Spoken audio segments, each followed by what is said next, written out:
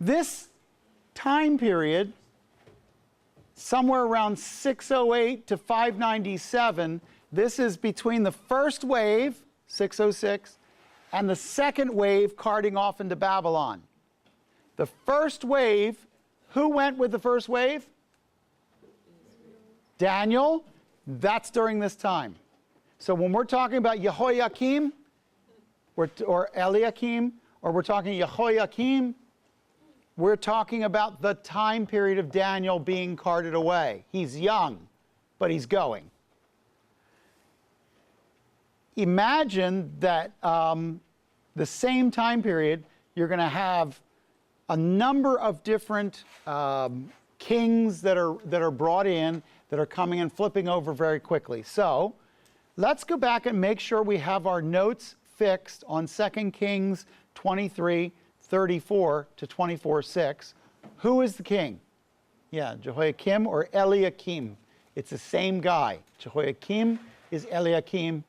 And what do we hang on him for his character?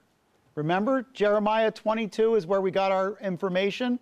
If you cheat people to get personal luxuries, you're marked for destruction. If you don't focus on justice, if you focus on economics and not morality, it's all going to be over. But the beginning of Jeremiah 22 was, I plead with you, it's not too late. What do we know about this guy? We know that he was 25 years old when he became king in 2 Kings 23:36. We know he did evil in the sight of the Lord, 23:37. We know that he rebelled against Nebuchadnezzar, 24:2. And we know that the Lord sent him against his bands for the innocent blood he was shed. We also know that he died in 24:6. Now, who replaces him? So this will be Jehoiachin or Jehoiachin, who's also called Jeconiah or Coniah. He's got three names. Jehoiachin, Jeconiah, Coniah. I believe if you look at that period, this is picking up in 2 Kings 24, 8 through 16. Turn there, 2 Kings 24, 8 through 16, and right next to it, 2 Chronicles 36, 9 and 10. 2 Chronicles 36, 9 and 10. Did anybody ever see, this is an old movie from the early 90s, did anybody ever see the movie, Sigourney Weaver was in this movie, it was called Dave. Did you ever see this movie? Did you see Dave? Okay, the movie's about a man that ran an employment office for people in Washington, D.C., and the D.C. area. And he did imitations of the president and looked very much like the president. Strangely enough, when the president was permanently incapacitated, he fell into a coma, they made Dave him. They made him a puppet president because he looked and sounded like him and could imitate him beautifully. So Dave became president. They didn't even tell his wife. But the president and his wife didn't get along, so it wasn't a problem. They didn't like being together anyway.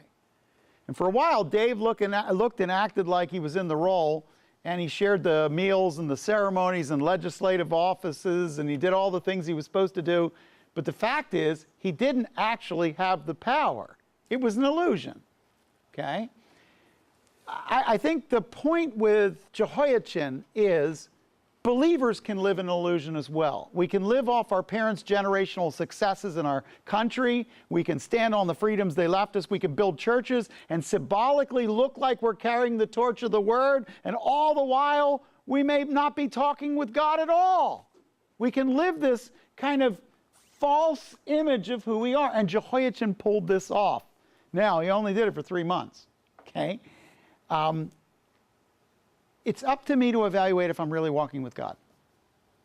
And that's what I would pick up in 24, 6 to 16. It's up to me whether or not this is an illusion or I'm really walking with God. And in 24, 6, it says, Jehoiakim slept with his fathers, and Jehoiachin, his son, became king in his place.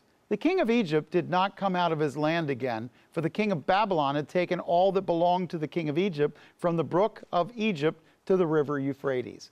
In other words, a bigger dog was in town, and Egypt stayed where it belonged. Jehoiachin was 18 years old when he became king, and he reigned 3 months in Jerusalem, and his mother's name was Nehushta, and you remember the snake, Nehushtan. Nehushta, the daughter of Elnathan of Jerusalem. He did evil in the sight of the Lord according to all that his father had done. At that time, the servants of Nebuchadnezzar, king of Babylon, went up to Jerusalem, and the city came under siege. And Nebuchadnezzar, king of Babylon, came to the city while his servants were besieging it. Jehoiachin, the king of Judah, went out to the king of Babylon, he and his mother and his servants and his captains and his officials. So the king of Babylon took him captive in the 8th year of his reign. So he went out to meet the Babylonian king, and the Babylonian king just plain took him. I want you to notice something very closely. Keep reading, and it says, where did I leave off? I left at verse 13. He carried out from there all the treasures of the house of the Lord and the treasures of the king's house, and cut in pieces all the vessels of gold which Solomon, king of Israel, had made in the temple of the Lord, just as the Lord had said. So apparently some things when Shishak came in 928 didn't get taken. They were put away, came back out. When Necho came and moved through the land, he never stopped at the temple to take them out. These things still existed, so they brought them out of storage, put them back in service in the temple, and some things still existed all the way till this point. Then he led away into exile all Jerusalem and all the captains and all the mighty men of valor, 10,000 captives, and all the craftsmen and all the smiths. Not my relatives, people that did stuff. None remained except the poorest of the people in the land. Okay, look at the end of verse 14. None of the people remained except for the poor. What he does is he comes and he takes everybody but the blind, the crippled, the crazy, and the poor. And everybody else goes. If you're a great man, you are taken away. Now that's one wave, one time. Anybody out of town will come back and find the place empty. But what I want you to see is this is another wave of taking people away. This is between December 598 and March of 597. This is the second wave. Judah isn't finished yet.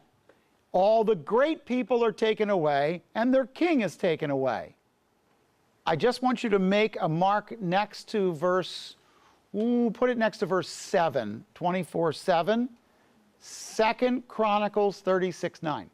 And 2 Chronicles 36:9 has a copy error in it. Somebody read 2 Chronicles 36:9.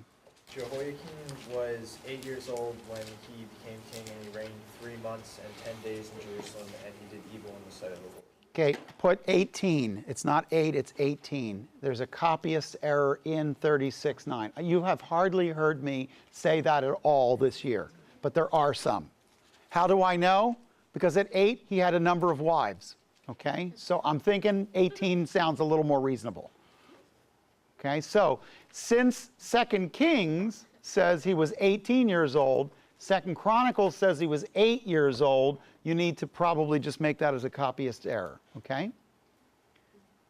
Now, why would Jehoiachin have confidence? It's not the time of the year when kings make war, and it's not the rainy season. I mean, it was the rainy season, so Nebuchadnezzar came from a different place whose farms were watered in a different way, and so he didn't know it wasn't the time you're supposed to make war. See, you don't make war in Israel during the rainy season. Why? It's mud. It's terra rosa, it's red dirt. It's clay. When you walk, you grow, because it sticks to your feet. You can't fight when you can't stand up. You can't fight when the horses can't maneuver. Here's the problem. So all during that time, Jehoiachin thought he could get away with this because it was the rainy season. Here's the problem. Nebuchadnezzar's not from there. He doesn't know he's not supposed to fight during that time of year. So he just brings a ton of people, and they win. It's interesting. If I live my every single day like it's my last chance to serve God, I live differently than others. If I don't assume there's more time for me to wander away and dabble in things that he's convicted me of, I live differently than others. If I live like his lordship matters over me now, I don't live like others. And I'm picking this up because after about 100 days, and by the way, how do I know when this happened? 2 Chronicles 36 tells the story of the time, okay? After about 100 days, 2 Chronicles 36:9 says, on the throne, Jerusalem fell in March 16, 597. I want to read to you from verse 10 of 2 Kings 24 and see if I can help you to understand what happened. At that time, the servants of Nebuchadnezzar, king of Babylon, went up to Jerusalem and it came under siege. Nebuchadnezzar, king of Babylon, came to the city while his servants were besieging it.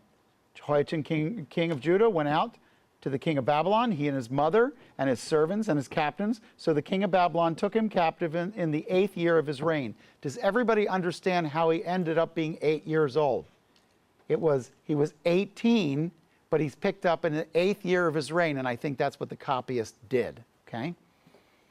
He carried out from there all the treasures of the house of the Lord. Go down to verse 15. He led Jehoiachin away into exile in Babylon, also the king's mother and the king's wives and his officials and the leading men, and here's what I want you to put, and also a priestly guy by the name of Ezekiel. Ezekiel goes in this. Daniel had gone in the previous time, in 606. Ezekiel went in this one. 2 Chronicles 36 offers just another window into this king. And in verses 10 through 12, this is 2 Chronicles 36, 10 through 12. Just listen to the words as he's led away into Babylon.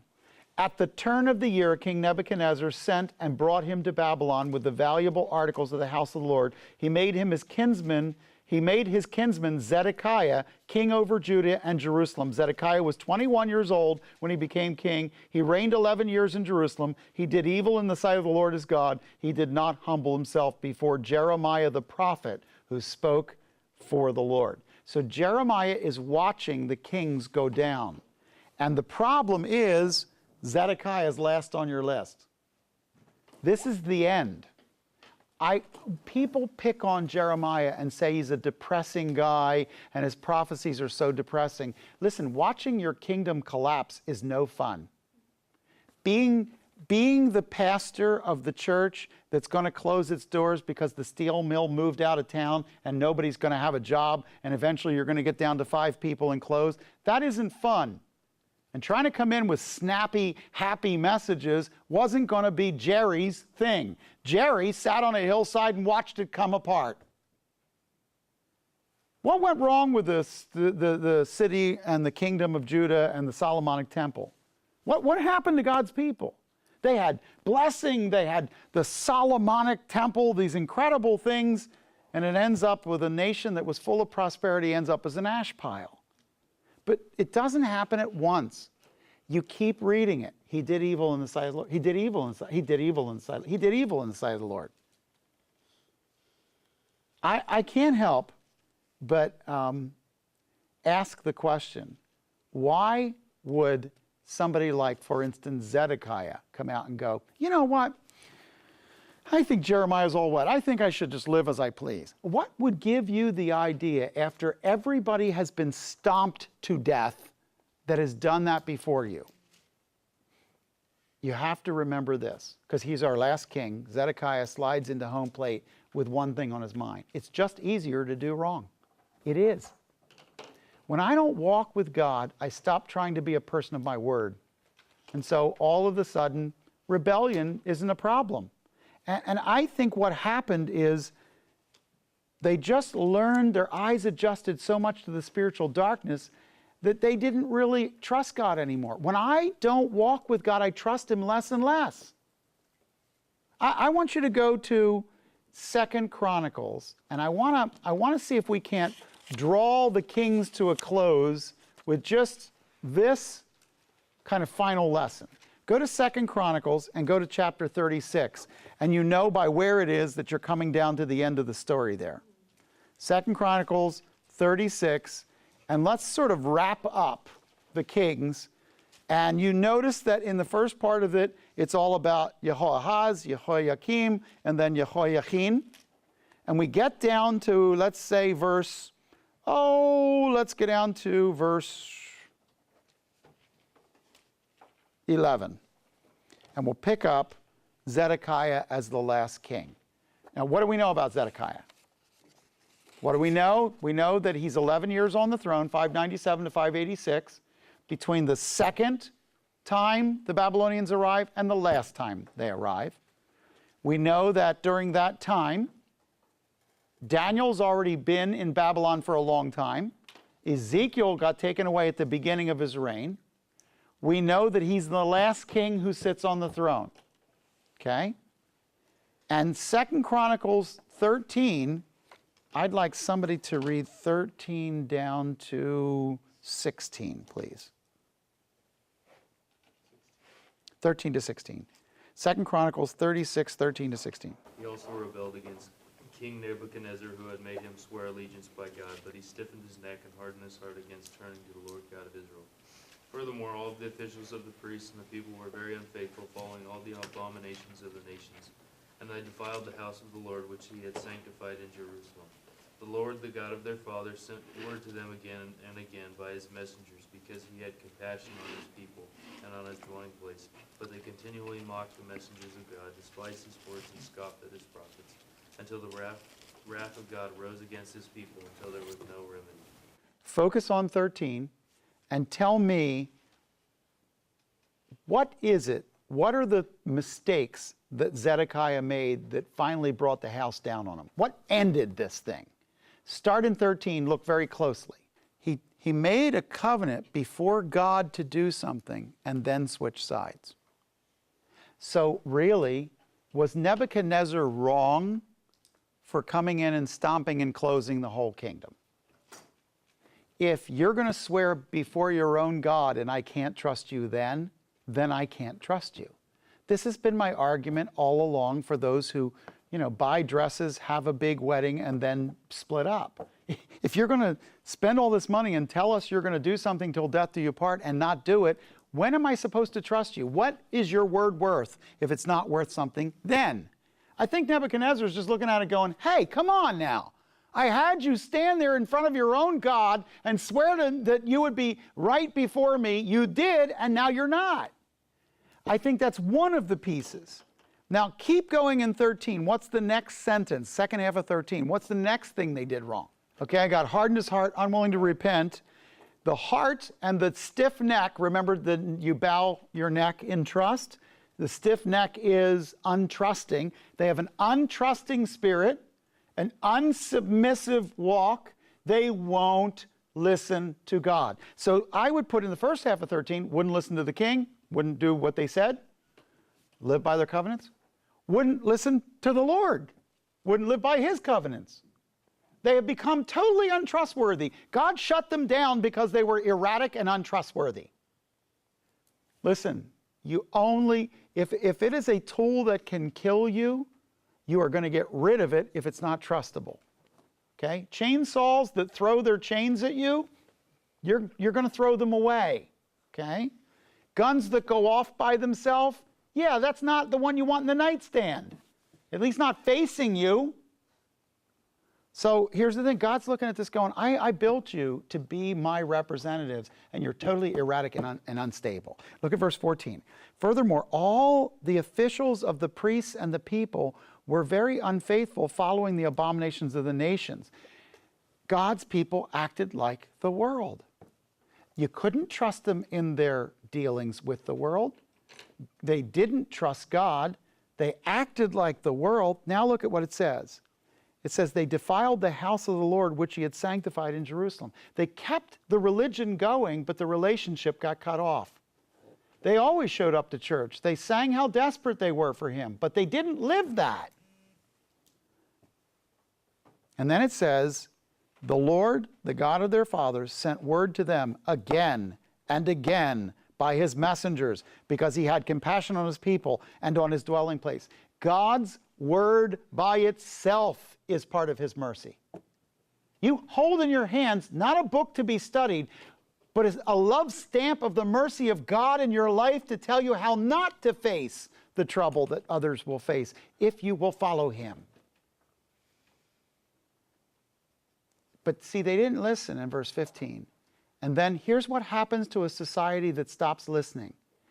After a while, silence isn't enough. They go from not listening to start mocking. Remember, When wrong becomes right, right becomes illegal. And over time, they started to mock what was right. They despised the words. They scoffed the prophets until the wrath of the Lord rose against his people. Now, remember what we said about the word wrath? There's a variety of words that are used. This one is the word for heat. They put logs on the fire and lit it, and eventually felt the heat of the Lord. Therefore he brought up against them the king of the Chaldeans, who slew their young men with a sword in the house of their sanctuary, and had no compassion on young man, or virgin, old man, or infirm. He gave them all into his hand. It didn't matter who you were. At a certain point, the stiff neck against God caused God to wipe out all of them, and they all go into captivity. All the articles of the house of God, great and small, all the treasures of the house of the Lord, treasures of the king and of his officers, he brought them to Babylon. By the way, you're going to see them again. Follow the treasures. Daniel is going to see them again. And Ezra is going to see them again. They're going to go all the way to Babylon, and some of them are going to come back. They're going to be inventoried specifically and returned to God.